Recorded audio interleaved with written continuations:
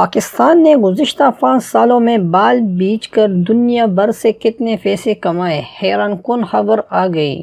پاکستان نے گزشتہ 5 سالوں میں $16 لاکھ کے انسانی بال برآمد کیے۔ میڈیا رپورٹس کے مطابق قومی اسمبلی کے اجلاس میں وقفے سوالات کے دوران وزارت تجارت نے پاکستان سے بالوں کی برآمد کی رپورٹ ایوان میں پیش کی، جس کے مطابق پاکستان نے صرف چین کو 5 سال میں 1,05,461 کلو گرام انسانی بال برآمد کیے، جن کی مالیت $1,32,000 ہے۔ پارلیمانی سیکریٹری نے بتایا کہ پاکستان، چین، امریکہ، عرب امارات سمیت کئی ممالک کو بال برآمد کرتا ہے، جن کا استعمال ویکس بنانے میں ہوتا ہے۔